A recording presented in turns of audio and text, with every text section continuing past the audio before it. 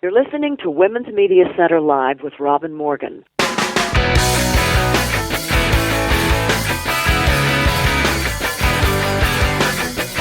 Welcome to Women's Media Center Live.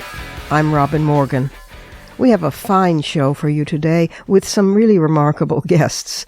Two of the champions and leaders of the Gotham Girls Roller Derby are here.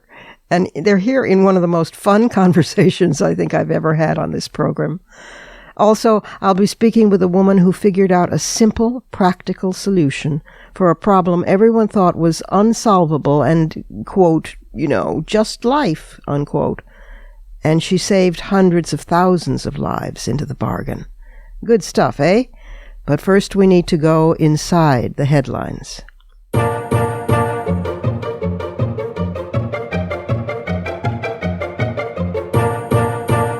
In my gallant, if sometimes futile, attempt to keep this section of the program focused on news other than that of the U.S. elections, here's another try with a number of items.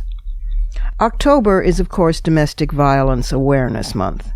Are we aware of it yet?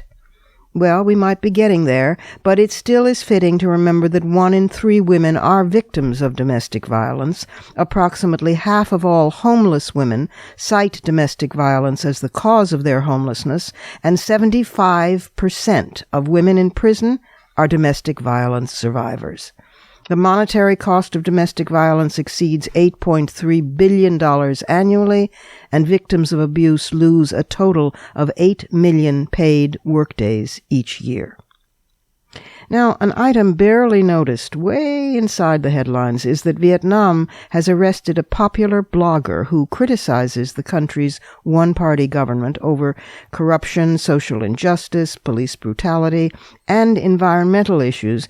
The blogger, 37-year-old Nguyen Ngoc Nu Kin, who writes under the pen name Mother Mushroom, was accused of spreading propaganda against the state, a charge with a maximum prison term of 12 years. She had been detained before by the government, and in 2015 was honored by the Civil Rights Defenders, a Stockholm-based advocacy group.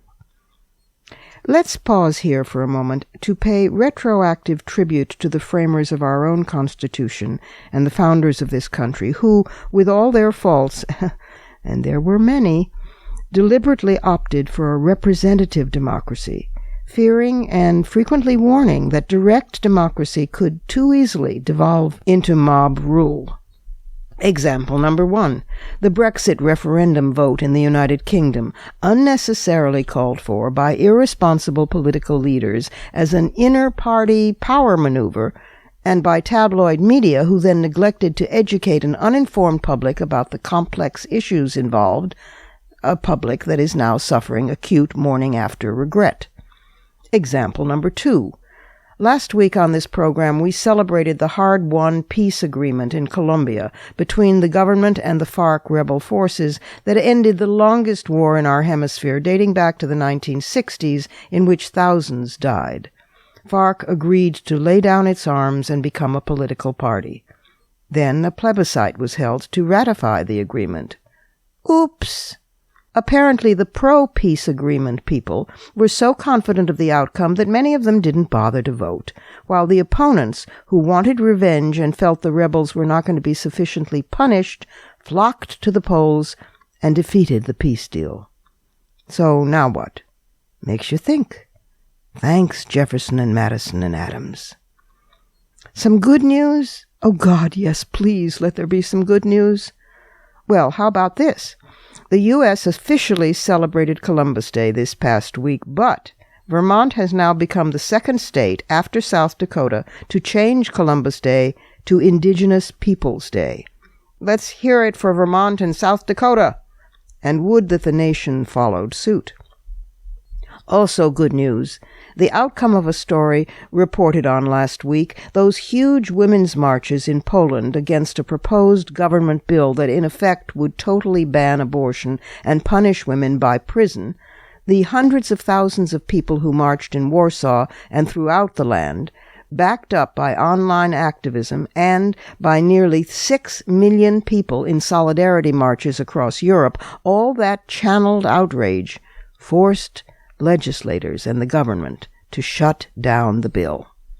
You know, normally I would put such an item into the We Won This segment of the program, but guessing that you're as desperate for good news as I am, I thought I'd better pop it in here.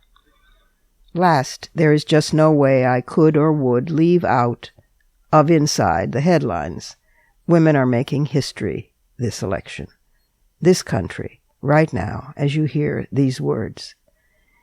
In the wake of by now notorious taped comments by two men on a bus about sexually assaulting women, comments which in turn were followed by the second presidential debate, in the wake of all that, a woman named Kelly Oxford took to social media, writing, "Women, tweet me your first assaults. They aren't just stats. I'll go first. Old man on city bus grabs my, quote, pussy, close quote, and smiles at me. I'm 12. Kelly Oxford later said she'd expected no more than a handful of replies since it was such a personal question, yet by the next morning she was getting as many as 50 responses per minute, often explicit first-person accounts of molestation. This became #NotOkay.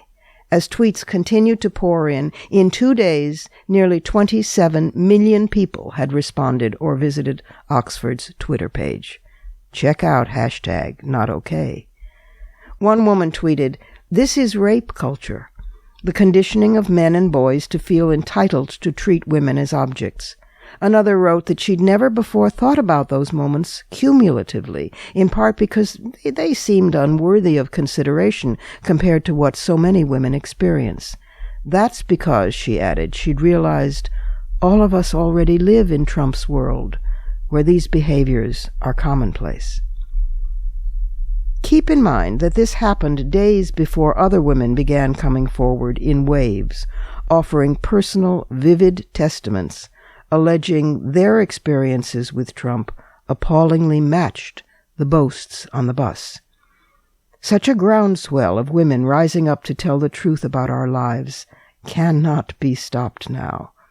It's not a conspiracy, not by the media, the RNC, the DNC, any campaign's political opposition research, or even the feminist movement. It's simply the truth. Sexual violence against women, in myriad forms, is epidemic. But this time, we're being heard. And this time, the reaction is changing in men. While some are calling for the repeal of the 19th Amendment, no joke, others, male athletes in Major League Baseball, football, and basketball, are coming forward to say that such supposed locker room talk doesn't happen in their locker rooms. Many more men of conscience, are taking to social media and traditional media and in conversations across this land to stand with women against both language and behavior that degrades our human rights. The First Lady of the United States declares, quote, "It is intolerable that a powerful individual bragged about sexually assaulting women. This is not normal. This is not politics as usual." Close quote. Look, news breaking on this issue and its effect on the election is now a volcanic eruption, flowing with such volume and speed I can't keep up with covering it in a 1-hour weekly program such as this. But I can say that although a woman is close to becoming the first female president of the United States, history will record the larger story, that women all over this country, and indeed the planet, are demanding to be heard in a louder chorus than ever before. I think of the late poet Muriel Rukeyser's lines, "What would happen if one woman told the truth about her life? The world would split open." It's splitting open, people. It's splitting open.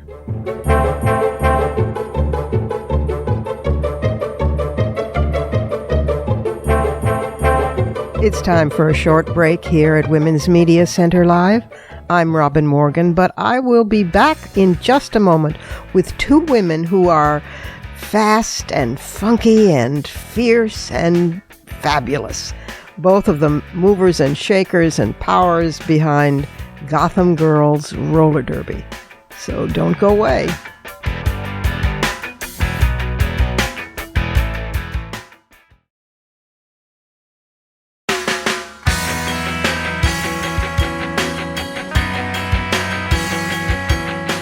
You're listening to Women's Media Center Live with Robin Morgan.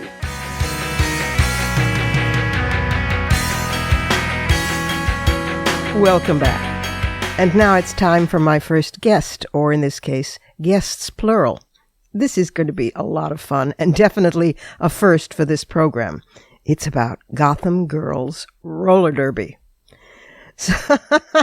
So my guests are Bonnie Thunders. That's the name that Nicole Williams has chosen as her skate name. Bonnie Thunders was studying conservation biology with the State University of New York, the College of Environmental Science and Forestry, when she was doing synchronized skating with their college squad. But when she moved to New York City, she found roller derby, and she traded in her ice skates for roller skates. She tried out in 2006 successfully for the Gotham Girls Roller Derby, and she started with the Bronx Gridlock team. But in her first season, she was named the league's Rookie of the Year.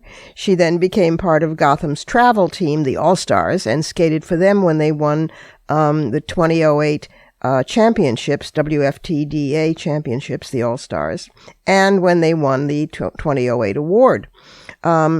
And in 2010, she set up the Five Stride Skate Shop, a skater-owned and operated roller skate shop in Brooklyn, New York. By 2009, Bonnie Thunders was the captain of the Gotham Girls All-Stars, and she was selected for Team USA at the 2011 and 2014 Roller Derby World Cup.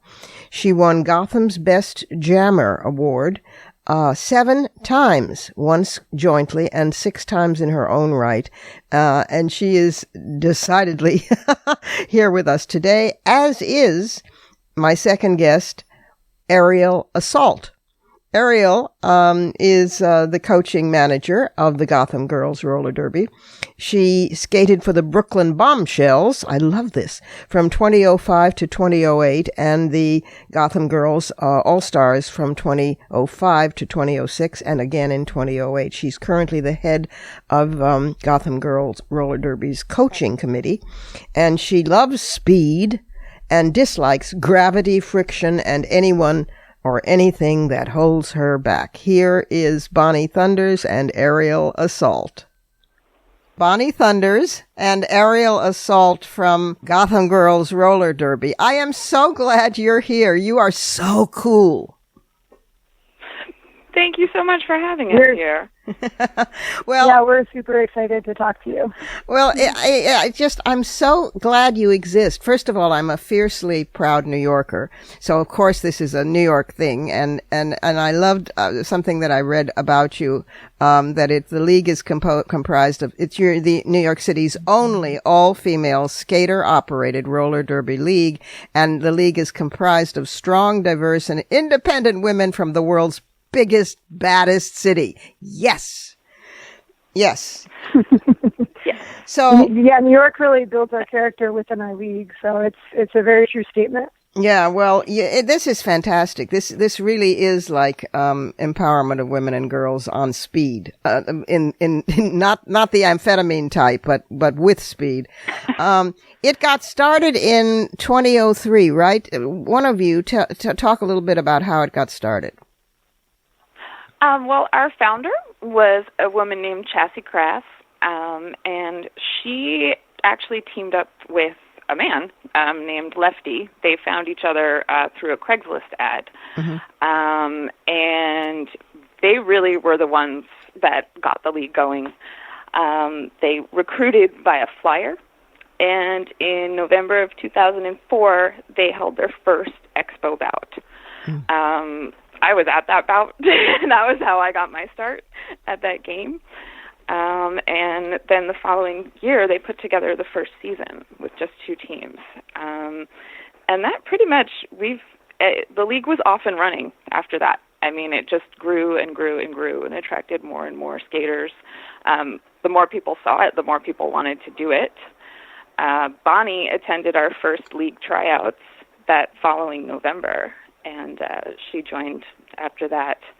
We were also one of only a handful of leagues in the entire country at that time. There were only 4 other leagues when Chassis got started recruiting people. 4 other leagues general, not just 4 other leagues women's. 4 other... For women's. So the current sort of revival, we call it, of roller derby, is started with all-female leagues. Oh. And yeah, it started with a group of women in Texas, actually, that put together an all-female league, and other female leagues grew from there. Mm-hmm. We do have competitive men's roller derby, flat track men's roller derby now, but they really took their lead from the women's groups that were forming. And the success of the women's revival. Would that taking the lead from women spread into all other areas of life? That would be nice. We might not we might not have wars and bombs and environmental disaster and all sorts of other things. You know, I love the names too: Ariel, Assault, and Bonnie Thunders. I mean, they're not your born names, but they're your skater names, and they're pretty great. I want one. I want to be like Robin Raver or something like that. I have name envy. How about Ragin' Robin? Ragin' Robin. Yeah, Ragin' Robin. Does it for me. Does it? So does it for me. Listen, you also have this one. There was a brief piece in the New York Times which made me so happy. You have you're a sponsor for the Junior League Girls roller derby for girls aged 10 to 17. Tell about that. We run a junior league within our league, so our league is massive. We have over 100 people in the league. Wow! And that group of people is juniors. So we actually just started this fall with 6-year-olds even, and getting them up and running and starting to roller skate. And we run up all the way to 17, and once they turn 18, they can even join the adult league. And our older girls travel as a team, and they compete in national competitions around the country. So they're getting just this amazing experience of an all-girls sport where they're at the helm, and they have these inspirational adult roller derby players who are coaching and leading them, and just it's an awesome experience for all of us. I coach the juniors, and it's really inspirational for me to even just be involved in watching these girls grow up and become adults, and just seeing them form into such amazing people as they grow. Well, the little piece in the New York Times was so moving because there were quotes from a lot of these girls. One saying, "Without the Gotham Girls Junior Derby, I have no doubt I wouldn't have finished high school." Another one saying that it's changed her life. I mean, and that must make you feel awful good. In other words, they're more than just a farm team for the grown-ups. You're out there creating empowered young women. Absolutely. I mean, I think that's our main goal in creating the program, is to provide this space for them. I have to say, my own daughter is 6.5 and has just started playing over the summer. Mm-hmm. And it's probably the thing I am most proud of in all of the things I've done for roller derby, is the fact that this exists for her. And, I think you had mentioned before we talked too that you wished it had existed when you were a kid. And I think a lot of us do, you know, we wish that it was there. Yeah. Many people join in their, 20s and 30s and 40s even. And, we all kind of say we wish we could have done this, 30 years ago. Right. And now girls can. Yeah, that's, Yeah. I mean, it takes these girls. It takes these girls who are not necessarily athletes and just shows them that they can be strong physically, mentally, and really, just do something that's maybe something they've never felt comfortable doing. They didn't feel like they fit in regular, quote unquote regular sports, and now they have this sport where they can dominate and, feel empowered on the track and feel strong and like they're really successful. So it's a huge motivator for these girls, and also like has been, I think, a life changer for them as well. Yeah, clearly. And I wanted to talk a little bit about that with the two of you because, I mean, everybody got very proud and justifiably so of what the women athletes did at the Olympics in Rio. But those people are training 24/7 for years. And what you're doing is, I do not mean to imply you don't train for it. Ho, ho, ho, ho, not at all. But what you're doing seems much more accessible to ordinary people out there. And when we were fighting for Title IX, you know, with which we were told women didn't care about sports at all, so what was the point? It would be a waste of money.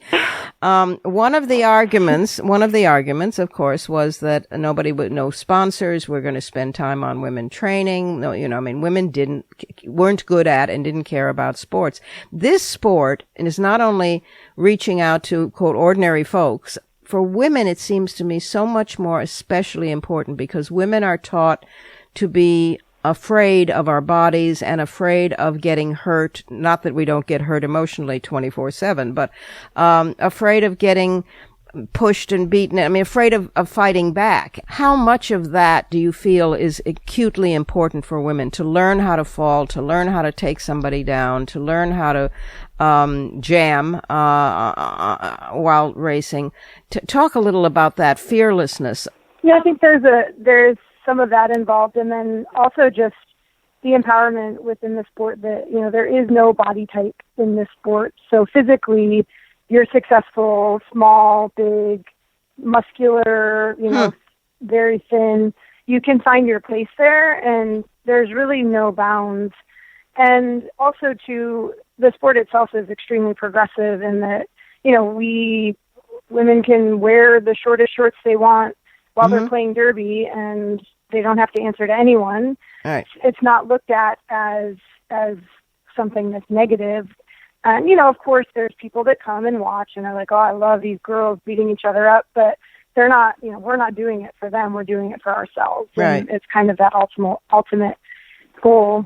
And yeah, there's definitely, you know, the women who come in and haven't ever skated before and are not necessarily athletes, just being able to learn something and turn that into sort of some aggression and really feel like they can hit somebody, knock somebody down, and have some power over something, I think does change people's perception, and it really just makes people take hold of their lives. You hear a lot of stories, even with adults, about how derby really empowered them to change careers or to make a big life change or whatever it may be, that they really just didn't feel that they had in them before, and then they get on the track and they're like, well, if I can have a commanding presence here, then I can do that in my own life. Exactly. I mean, years ago, I was a judo student for a long time, actually Taekwondo, and I actually got to brown belt. Although today, probably, if you came at, well, I don't know, the reflexes might still be there, you know. But the feeling of empowerment of being able to defend oneself, of being able to I carried myself differently. And I bet your women do too. I bet, you know, there's there's a kind of, you know, badassedness about it that I really love. And I think women need desperately. Absolutely. I mean, I think the fact that, you know, there aren't really that many opportunities for women to play a contact sport. I mean, roller derby is a full contact sport.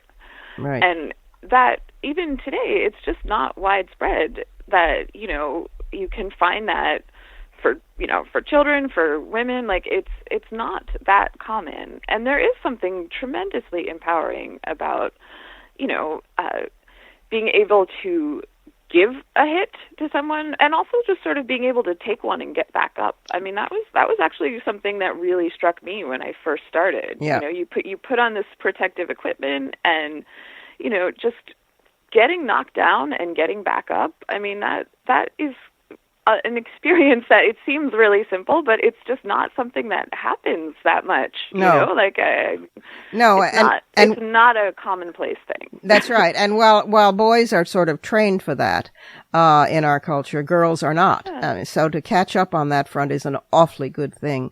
To tell the website so that people can find out how to contact you, how to learn more, how to go to one of the races.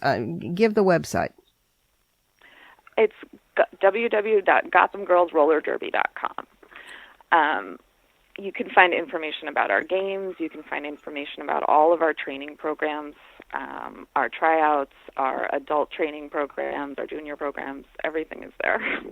Well, you are just fantastic and cool. Thank you both, Bonnie Thunders and Ariel Assault from Rage and Robin. You have the gratitude of Rage and Robin. If I come to one of your games, I'll come back afterwards and ask for you and tell you what a fan I've become. But I'm a fan already. Thank you so much, and for all that you're doing for women. Thank you so much. The sisterhood of the sisterhood of the sharp elbows, indeed. Take care. Thank you. Thank you, Robin. Thank you. Have a great day. And now it's time for the Surrealism Corner.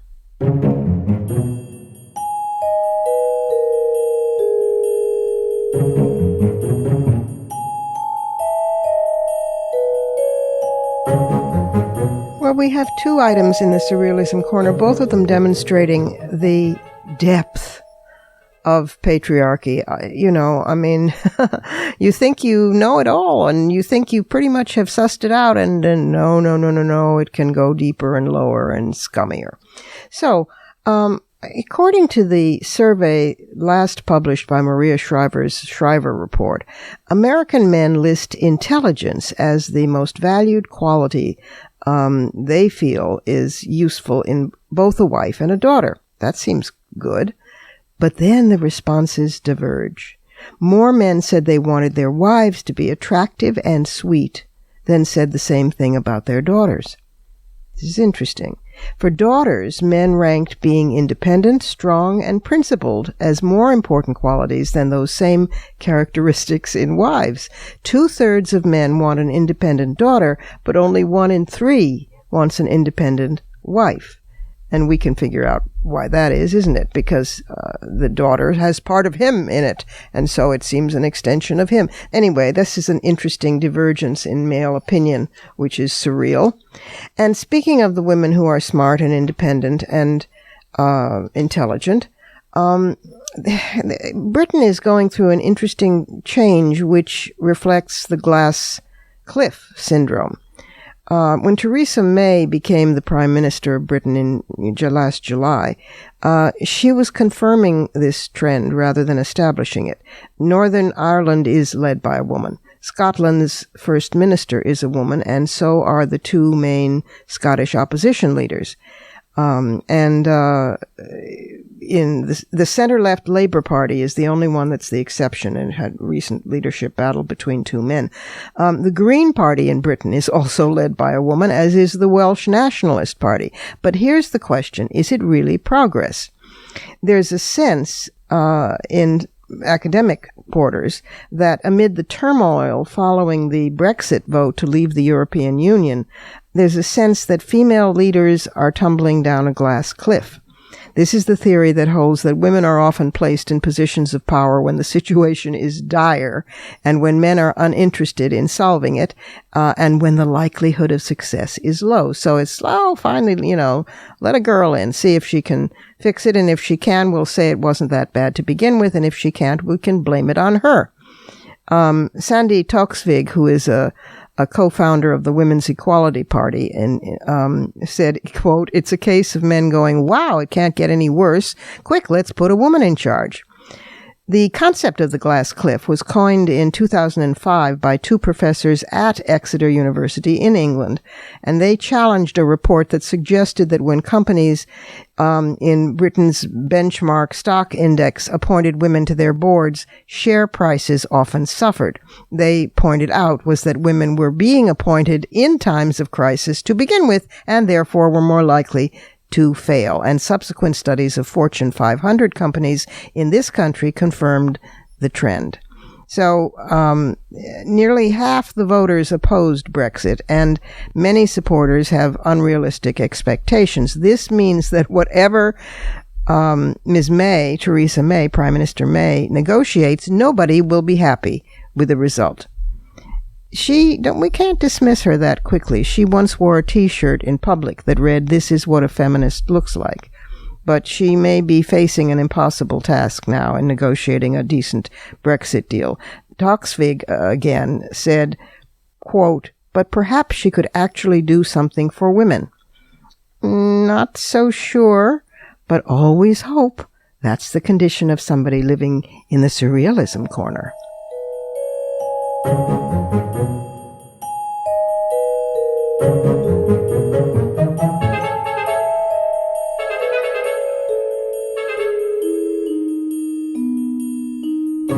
Time for another short pause here at Women's Media Center Live.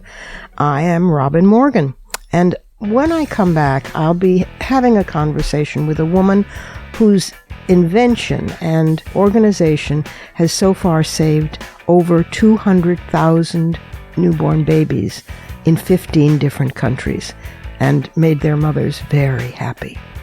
So stay with us.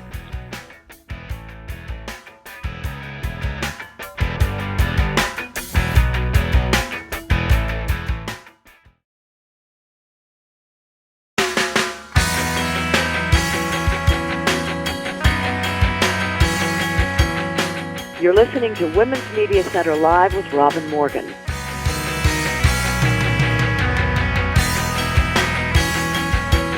And we're back again.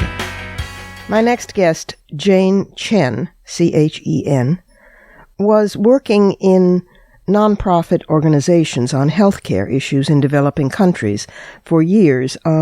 She worked, among other places, for the Clinton Foundation's HIV/AIDS initiative in Tanzania. She's been a TED speaker, TED, and was selected as one of Forbes' Impact 30 in the year 2011.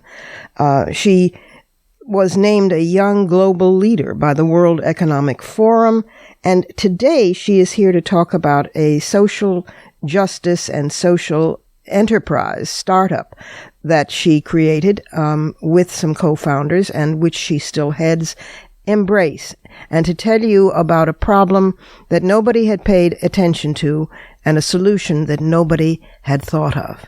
Here's Chen. Jane, welcome to the program. Thanks for having me. Well, you've invented a wonderful thing. Tell everybody about the problem that 15 million preterm and underweight babies born every year around the world face the death unless they can stay warm, and tell about the solution and how you came to come up with it. Sure. So the background of the problem is there are about 15 million preterm and underweight babies born annually every year around the world. 28 million babies die. 3 million babies die in the first 28 days of life. And one of the biggest problems these babies face is staying warm or regulating their own body temperature. That's the primary function of an incubator. But incubators are expensive. They cost $20,000 and upwards. They require a constant supply of electricity, trained medical professionals. You're not going to find them in remote areas where many of these babies are dying. Of course. My team and I, about 8 years ago at Stanford, created a solution to this problem called the Embrace Infant Warmer. It looks like a little sleeping bag for a baby. The core technology is a pouch of a wax-like substance called a phase change material that has a melting point of human body temperature of 98 degrees. You can either melt the wax with boiling water or with a short burst of electricity, and then once it melts, it maintains the exact same temperature for up to 8 hours at a stretch without the need for electricity. Wow. And you can reheat these thousands of times. So this is what creates a warm microenvironment for these infants. And since that time, my team and I moved to India. After we graduated from Stanford, India is home to 40% of all the world's premature babies. We spent that time getting this off the ground, doing everything from the manufacturing to the clinical testing to the distribution. And today I'm proud to say that we have helped over 200,000 babies across 20 countries. Wow. I mean, that is so impressive. And it embraces now a sort of two-tiered operation, isn't it? There's a not-for-profit, and then there's the business one. Tell about those. Sure. So we spun out a for-profit arm, Embrace Innovations, in 2011. And the reason for doing that was really to diversify our sources of capital so the nonprofit could continue to take philanthropic funding to donate the warmers for free to the poorest areas. Meanwhile, the for-profit could raise private capital and sell the warmers to primarily governments in emerging markets. And our hope was that through the for-profit paying a licensing fee to the nonprofit, this whole structure would over time become self-sustaining, so we weren't entirely reliant on donor money. Mm-hmm. The model has since evolved a bit. So we, in 2000, actually at the end of last year, at the end of 2015, we launched a new line of commercial products to the U.S. market called Little Lotus. Mm-hmm. These are swaddle, sleeping bags, and blankets that have a unique technology akin to our infant warmers. So the fabric has a temperature regulating function, and it basically is absorbing or releasing heat to keep babies at an ideal skin temperature, which we've discovered over and over again actually helps them sleep better. In fact, in a recent study we did, we found that babies were sleeping on average almost an hour longer every night with the Little Lotus products as compared to other products out there. So it's a wonderful technology, but the real impetus for doing that was to have a Tom Shoes model. So for every Little Lotus product purchased, we help to save a life of a baby in a developing country with the Embrace Warmer. And that funding goes to a network of our nonprofit partners, including groups like One Heart Worldwide. They're doing work in Nepal. We work with the Millennium Promise across 9 countries in sub-Saharan Africa, and another nonprofit organization called Nuru International. So that's how the model has evolved, and we're really excited about this because we have, on the one side, a funding mechanism we're hoping that can get our product for free into the hands of every baby who needs it. And now we work with a number of different nonprofit partners that are our implementation partners on the ground in these countries. This is just bloody brilliant. I mean, it really is. How, it seems like the nose on our face now that you describe it.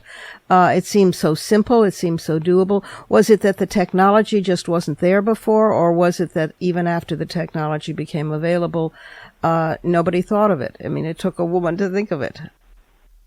That's a great question. It wasn't just a woman. I worked with 3 men. There's all 4 of us. Men of conscience. Men of conscience, very welcome. And I think, I think it was just viewing the problem through a very different lens. This technology, the use of phase change materials for temperature regulation, has actually been around for a long time. So it's used in buildings, it's used in cell phone towers, for example. There are a lot of different applications, but no one had thought to apply it to a baby incubator before we had. And the whole process really came out of a design school course that the 4 of us took together at Stanford, where the first step in that design process is empathy. And I truly believe that is the key to good design. Yes. So the first thing we did was to go on the ground, go to Nepal, see what was happening firsthand. And there's where we saw two different things. One was donated incubators that were completely free, so cost wasn't a concern, sitting in the corner of these completely overcrowded neonatal intensive care units. Because the electricity came and went and was irregular? Exactly. Yeah. So we were scratching our heads at first, but then it became very obvious what the problem was.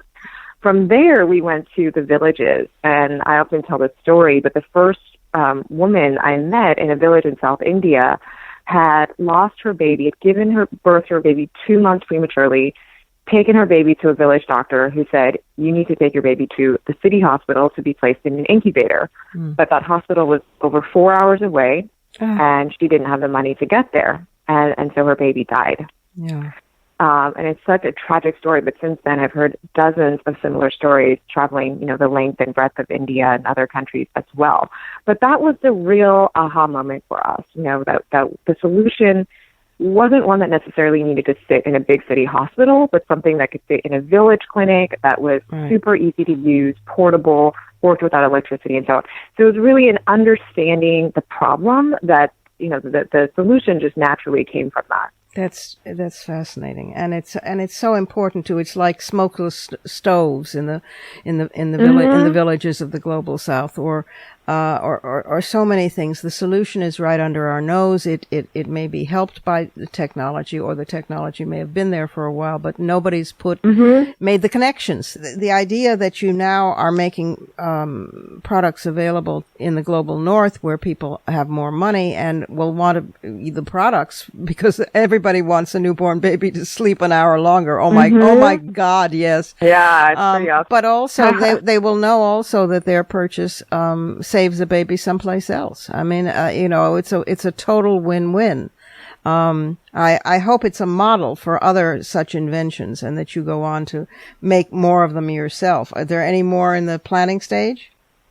Yeah, absolutely. We're looking at potentially integrating sensors into both of these products, actually, with the Embrace warmers. That would obviously be a medical device that would help with monitoring and potentially diagnostics over time. With Little Lotus, that's more of a consumer product, so that's something that would allow you to see when your baby is moving, potentially measure breath rates, and so on. So we're in the process of doing some R&D on both of these fronts. But as I said, Little Lotus is still a very new venture for us, and we've been so excited to get a lot of support from the community so far. But it is a very special sentiment. I think one of the things that struck me as I moved back to the U.S. a couple of years ago and was talking to a lot of moms here was this sentiment of, especially for first-time mothers, I'd often hear, when I became a mother, I felt an instant camaraderie with every other mother in the world. And I yes, of course. Really relate. Right? And then if I could if I saw a child in need, I would do anything to help that child. And so it really got me thinking, how do we create a global community of moms and dads helping other parents around the world?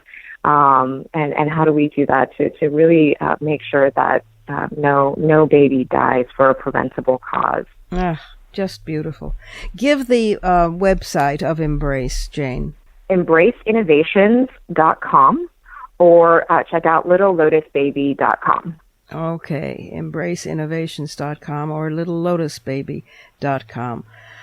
Jane Chen, I'll look forward to seeing what else you develop, because these are incredibly humane, literally life-saving, and certainly sanity-saving for the parents, which, let's face it, although more men are involved all the time, thank goodness, and thank the women's movement, primarily child care and certainly infant care falls to women all across the world. So women will be awfully grateful too, and I'm sure are. Thank you, and thanks for being with us today, and keep up the good work. Thanks so much. And now it's time for our little feature, We Told You So.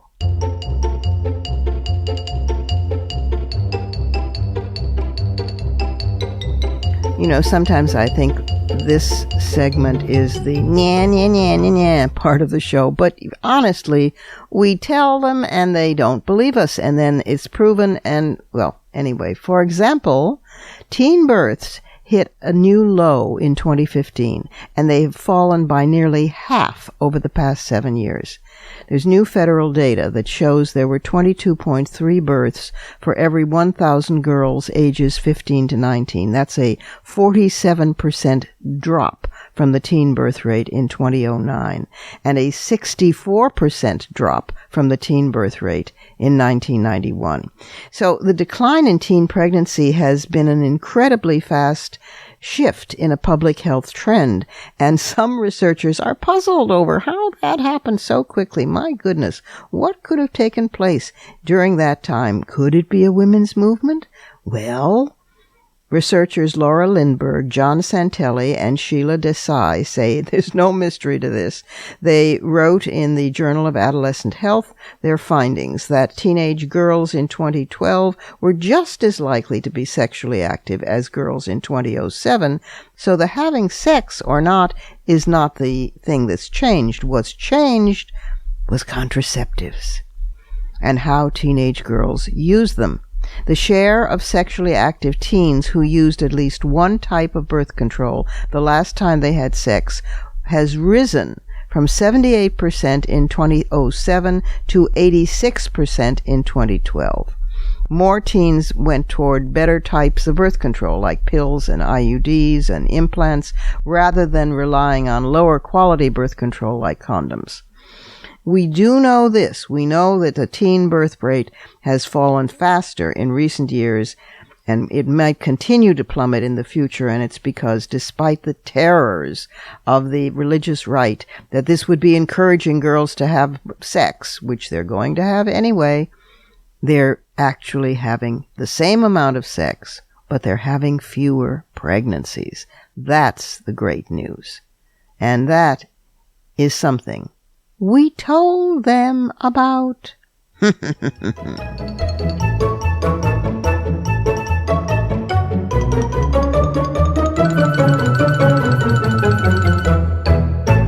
Time for one last quick break here at Women's Media Center Live. I'm Robin Morgan, and I'll be right back with some fighting words.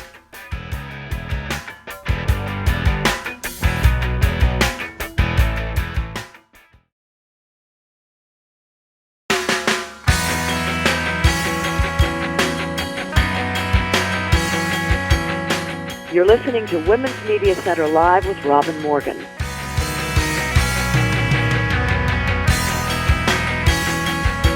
Welcome back to some fighting words.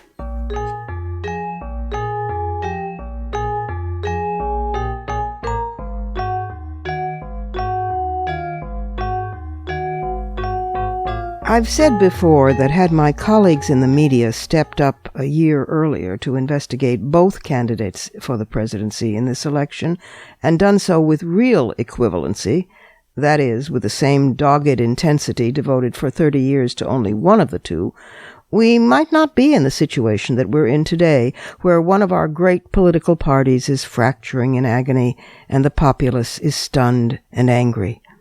In fact, proof of the power of an active and healthy press is now palpably clear in the public reaction, since those same colleagues have in the past few months finally brought us investigative reporting worthy of Pulitzer Prizes. In particular, two guys, David Farenthold of The Washington Post and Kurt Eichenwald of Newsweek. Sadly, broadcast media has not done its part. Ironic, since people are busy announcing that print media is dying. Yet in investigative reporting and on editorial pages across this country, print media has excelled in trying to address the crisis posed by this bizarre election. In other words, writers and editors in print media have been committing journalism. As for radio and television news, well, some say you can't blame a TV executive for aiming at high ratings and the consequent huge advertising profits. Yeah. Like this widely reported statement you've heard from me quoted before by Les Moonves, chair of CBS, quote, "It may not be good for America, but it's damn good for CBS. The money's rolling in, and this is fun. It's a terrible thing to say, but bring it on, Donald. Keep going." Period, close quote. Then there's Jeff Zucker, who, when appointed head of the NBC Entertainment Division in 2000, brought on a little show called The Apprentice, which became such a ratings machine that 7 years later, Zucker was named president and CEO of overall NBC Universal. Under Zucker, NBC fell from being the number one rated network to the lowest rated of the four broadcast networks. He was paid between $30 and $40 million to leave NBC Universal. Nice golden parachute. But Zucker rebounded, and in 2013 became head of CNN Worldwide, the third most trafficked news outlet in the world, attracting more than 120 million unique visitors to its web and mobile properties.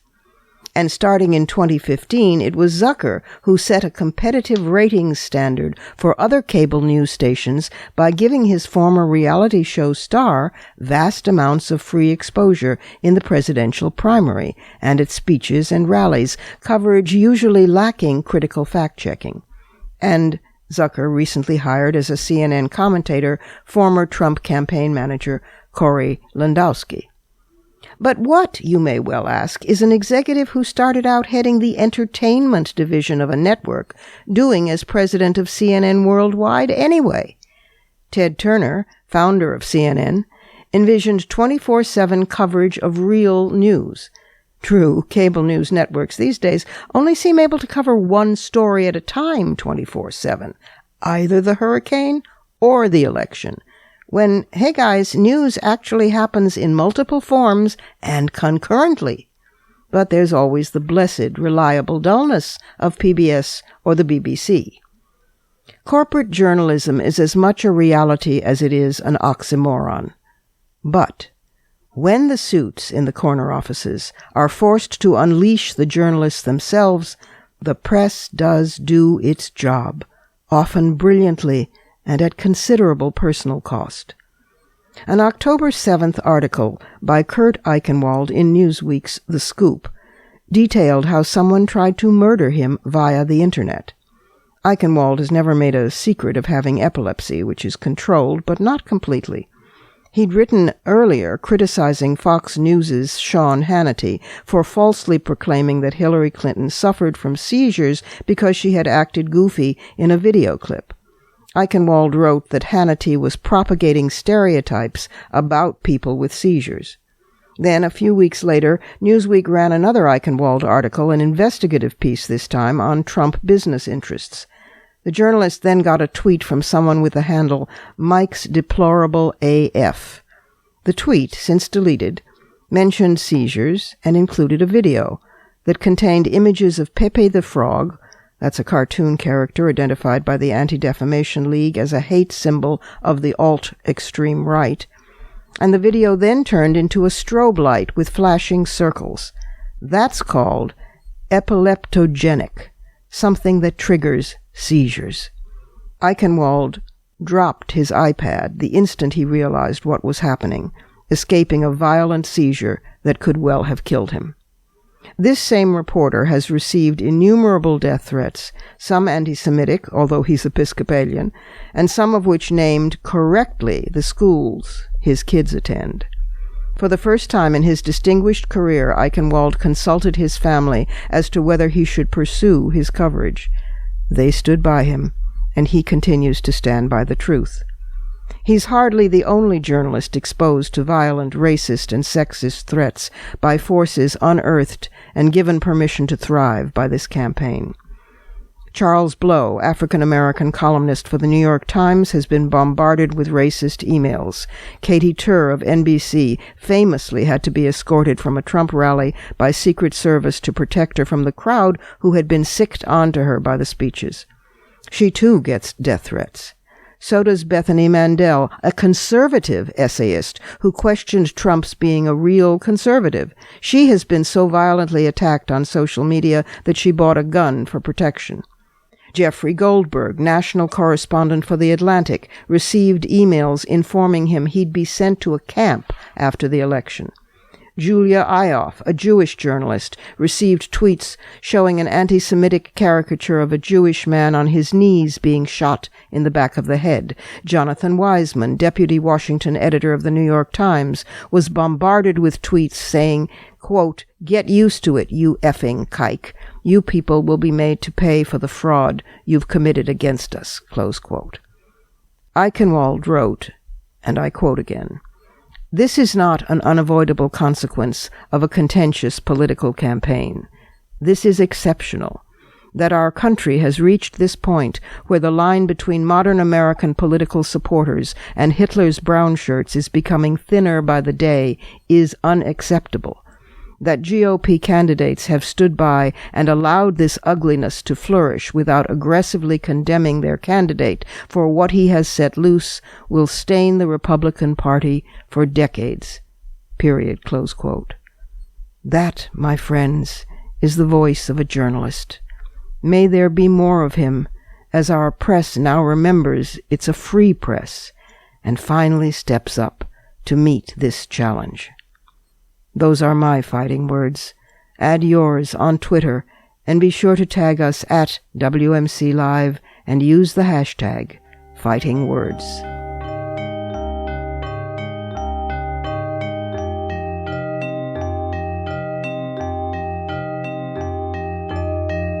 And that's it for today. This program is syndicated, but if you can't find the broadcast on a radio station in your area, you can always visit us at WMClive.com for the show, plus the archive of all our previous episodes. And we're at iTunes worldwide. There you can stream, download, and subscribe to our show's podcast. Also, be sure to find WMC Live on Facebook and Twitter. Portions of this program were taped earlier. Opinions expressed here do not necessarily represent the WMC. Here's the family for Women's Media Center Live. WMC President and Executive Producer of this program, Julie Burton, and our founding and sustaining sponsor, Regina K. Scully.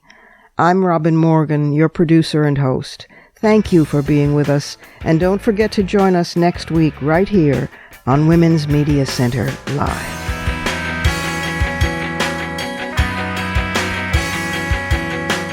For the smartest talk about news, politics, sex, books, religion, race, and more, tune your radio to Women's Media Center Live with Robin Morgan. Audacious, witty, provocative, informative, and fun. It's Women's Media Center Live with Robin Morgan on WMCLive.com. Talk radio with a brain.